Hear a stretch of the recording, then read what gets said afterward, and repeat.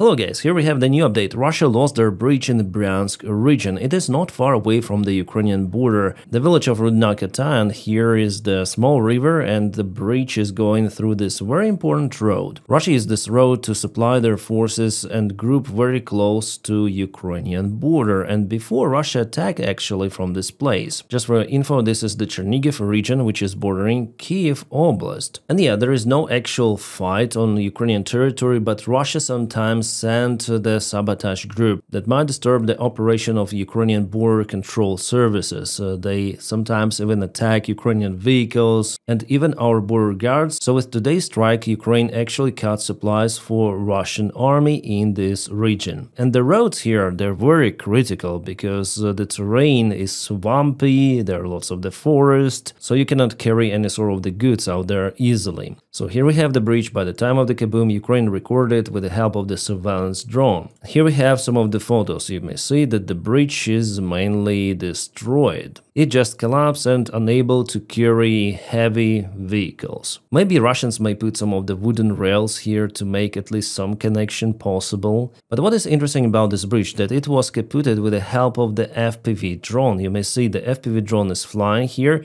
It is quite big, non-standard, the FPV drone which Ukraine usually uses to shut down Shahid drones. So the drone was flying, searching for the weak spot, and later on it hit this column. As you can see, the signal was pretty much okay. Maybe it's the fiber optic control drone, and you may see it's here, and yeah, what are they doing? This is the ace piloting. This is really cool piloting they have, and here, oh, the bridge was mined. Now I see why it collapsed, because of the drone. So Russians mined the bridge just for Ukrainian forces not to advance deep into the Bryansk region, so they may collapse the bridge themselves if they need, but they don't need it. Ukraine did it for Russians. It was a big Kaboomed. And yeah, here we have the video. Here I will show you the screenshot. So bridge absolutely collapsed, absolutely no-go. Awesome. Russians, thank you for mining your bridges. Those are just the anti-tank mines under there, but it's enough to kaboom the bridge because anti-tank mines are very, very powerful. And this is Kherson City, Ukrainian bridge. So Russia tried to collapse it, but it didn't work well for them. Well, they created the big crater in the middle of the road, but Ukraine may send still some of the tracks and even tanks, so the bridge is fine. The column is supporting the bridge. This is the column, you may see it's underneath. So despite this huge kaboom, the damage to the bridge is not that severe as Ukraine caused with a single drone and some of the mines which Russia put there. This Russian strike happened after the Bryansk case with the bridge. Probably Russians decided to respond on Ukrainian action. But yeah, here we have the car which is going through this bridge. So despite this big hole, car is able to pass it. So quite well, yeah. I think Ukraine will fix that breach fully very, very soon. The Austin analytic Andrew Perpetua also in his analysis reports about the useless attacks of the Russian army on civilian cities, for example, Kherson.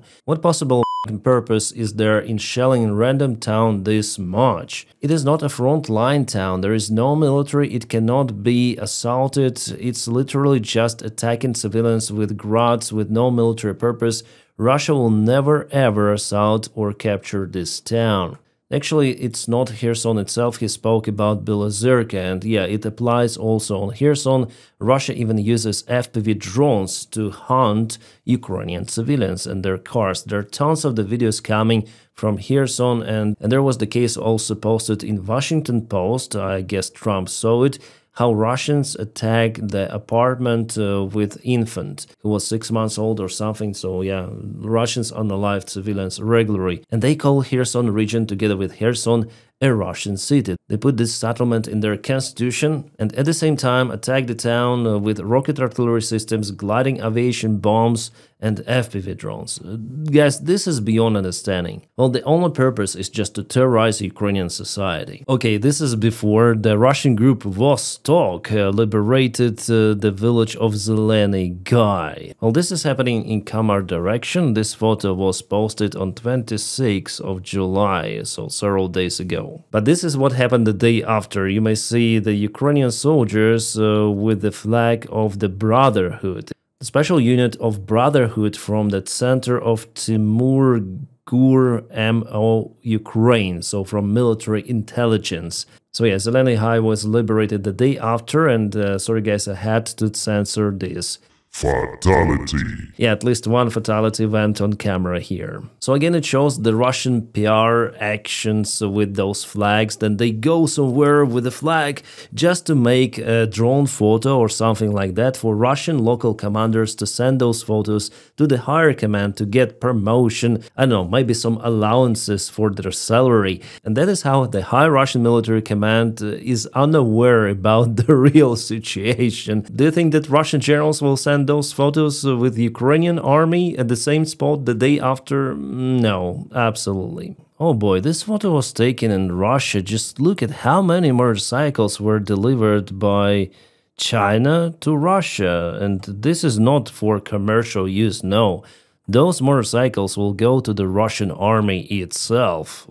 The scale is just astonishing. Well, still they need to go through the tuning before they're deployed in the front lines, just a little one, but yeah, wow. Well, that's the scale of the motorcycle gangs they have. And I'm sure that none of those bikes will survive at least a month on the front line. Alright, we have the new update from the Zaporizhzhia direction. There Ukraine went in a counterattack, successful one, and liberated already Plavny village and pushed Russians into the Kamensk center. Russians failed to create the bridgehead on this part of this river, so it's just a matter of time, then they will have to go back to their previous positions. Russians tried to assault, they lost lots of the vehicles, lots of the infantrymen in attempt to get to Stepnohirsk, failed completely, and now withdraw. So Plavny over here, it was the geolocated and confirmed the presence of the Ukrainian army. So the vehicle and some of the infantry forces in Plavny already, and Ukraine is pushing more to Kamensk with drones, obviously. Drones are must-have as the main weapons on the front lines. Wow, this is the factory of Diki Shershny, the group of the Ukrainian army, which is also producing the drones. Lots of the 3D printers there, they just print the spare parts for the drones, so lots of the coils with plastic. Nice, and later on those drones are used on the front lines. I've took it from Odessa Telegram channel, so here we have Yakovlev 52 aerobatic airplane, and this is the Russian Shahed drone. Unfortunately, Yakovlev doesn't have the machine guns in the front. That's why the other pilot in the aft cockpit, he aims towards the drone and shoots it with Kalashnikov or other rifle. A very ancient technology, I would say, relative to aviation and modern drones altogether. Kind of the interesting combination. I would say that something like Spitfire, Focke-Wulf or Mustang or Messerschmitt or Zero or Yakovlev 3 might help a lot in downing those Shahed drones. Yeah, usually I don't like to speak about the Ukrainian officials, even those from the Ukrainian military intelligence like Budanov, because they give tons of the interviews, but here Budanov spoke about something I wanted to tell for quite a long time, a variant which could be kind of pessimistic for the European Union and NATO in case Russia starts the massive aggression against NATO countries. Well, Budanov confirms that Russia has plans to expand the war towards Baltic countries. He said NATO countries, but we understand that the first aim are Baltics, Estonia, Latvia, Lithuania. So Budanov says that he doesn't believe that European Union or NATO may cope with that threat and stay the same. So there could be the partial collapse of those big unities. He doesn't believe that those may live for a very long time. He means EU and NATO. Well, I would say even more. Do you really think that Donny will protect Estonia or Lithuania if Russia attacks those countries with their own forces? Absolutely not. Here I had to agree with Budanov that this variant is kind of possible and Putin wants to test it. Especially now, you know, that he went to total psycho mode, concentrated on his efforts in Ukraine without changing the military goal. By the time Russia is losing quite a lot. The aim of Russia is to occupy lots of the regions of Ukraine. How much time, money and lives they're gonna spend for it, they don't care, which is absolute craziness. Never ever in the modern history it was like that, then hundreds of thousands of people just kaput, and local population in Russia simply, they don't care. Alright, the New York Times says that India will buy Russian oil despite Trump's threats, officials say. Kind of the interesting article, because we know that India actually bought lots of the United States oil by the time Dhoni decided to threat India with more secondary sanctions, probably applied on Russia and its partners in roughly 6 days. So Indian officials may proclaim whatever they want, but their actions are totally different, because they try to find the other source to purchase oil from different countries, not Russia. Maybe they will continue to purchase some of the Russian oil just partially, but not as before 100%, and it may harm the Russian economy. Here Bloomberg says that Indian refineries snap up United States oil after Trump's Russia threat. So we have this information all together. Indian officials, they just don't want to lose their face, but in fact they will lose it. I expect that in case of the sanctions introduction, they'll purchase way less Russian oil.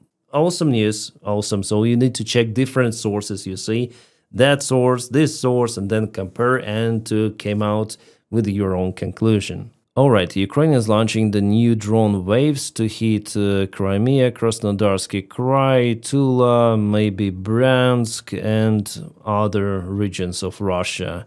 It looks like in the morning we'll have to speak about something really hot. About Steve Witkoff, he'll be visiting Moscow this weekend. We'll see the outcome of that very interesting meeting. I just hope that Dhoni will not change his mind, because before, like 5 months at least, he was blaming Ukrainian government and Ukraine itself for continuation of the war, mainly saying that Putin is kind of the good friend of his. Oh my god, what is happening in Russia?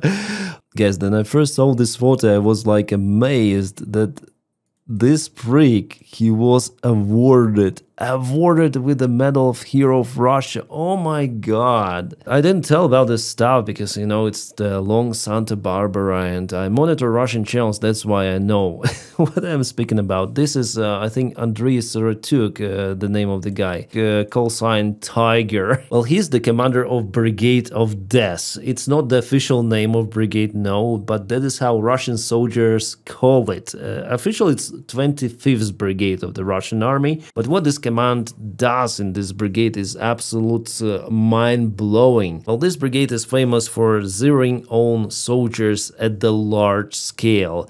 Also famous for sending soldiers on stupid mid-wave attacks, also on a larger scale than usual. There were tons of the reports, even calls to the studio of Solovyov, that there was speaking with commanders of the brigade that something is not good there. People just disappear, sometimes without being deployed to the front lines themselves. So basically it's the zeroing of their own soldiers. But Solovyov, one of the main Russian propagandists, he is in a good relation with the Tiger commander, and he blames everyone else except the commander of the brigade. He says that those are the dirty tongues telling about those crazy stories. No, it's not real, but we have the facts from the relatives of the soldiers who sometimes have the communication with the soldiers before they're gone. And those Russian soldiers, they say about the terrible conditions inside brigade. The guy was awarded with the Medal of Hero of Russia. Just look at this, the highest award possible, highest rank